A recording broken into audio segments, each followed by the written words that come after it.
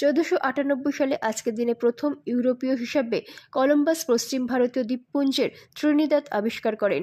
1658 সালে আজকের দিনে আওরঙ্গজেব ভারতের মুঘল সম্রাট ঘোষিত হন। 1806 সালে আজকের দিনে ব্রিটিশ উপনিবেশবাদীরা দক্ষিণ আফ্রিকার কাপ এলাকা দখল করে নেয়।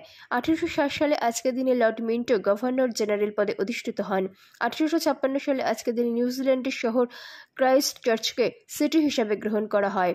1908 সালে আজকের দিনে স্যার ব্যাডেন পাওয়েল স্কাউট আন্দোলনের সূচনা করেন। 1919 সালে আজকের দিনে এইনমারে জার্মানি প্রজাতন্ত্র ঘোষণা করে। 1927 সালে আজকের দিনে নাগপুরে সাম্প্রদায়িক দাঙ্গা বাঁধে। 1954 সালে আজকের দিনে ইতালীয় পর্বতারোহী দল প্রথম হিমালয়ের K2 শৃঙ্গে আরোহণ করেন। 1971 সালে আজকের দিনে অ্যাপোলো 15 মহাকাশযান চাঁদে যাবার উদ্দেশ্যে রওনা হয়।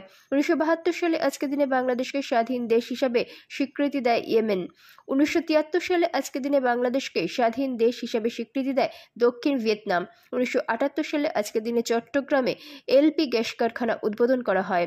1978 সালে আজকের দিনে চীনে শেক্সপিয়ারের রচনাবলীর ওপর থেকে নিষেধাজ্ঞা প্রত্যাহার করা হয়। 1991 সালে আজকের দিনে সোভিয়েত মার্কিন দূরপাল্লার পারমাণবিক অস্ত্র হ্রাস চুক্তি স্টার্ট স্বাক্ষরিত হলে দু দেশের মধ্যে বিরাজমান 5 দশক ব্যাপী বিরোধের অবসান কার্যকর পদক্ষেপ ঘটে। 1992 সালে আজকের দিনে জর্জিয়া জাতিসংঘের সদস্যপদ লাভ করে। 1995 সালে আজকের দিনে ভারতের হয়ে প্রথম মোবাইল ফোনে কলকাতার মহাকরণে বসে কথা বলেন পশ্চিমবঙ্গের মুখ্যমন্ত্রী Jyoti Basu union communication minister সুখরামের সাথে। 2006 সালে আজকের দিনে কিউবার নেতা ফিদেল ক্রাস্তো ছোট ভাই রাউল ক্রাস্তোর কাছে সাময়িকভাবে ক্ষমতা হস্তান্তর করেন। 2007 সালে আজকের দিনে বাংলাদেশে অর্ধ শত বছরের পুরনো খুলনার পিপলস জুট মিল আনুষ্ঠানিকভাবে বন্ধ করে দেওয়া হয়।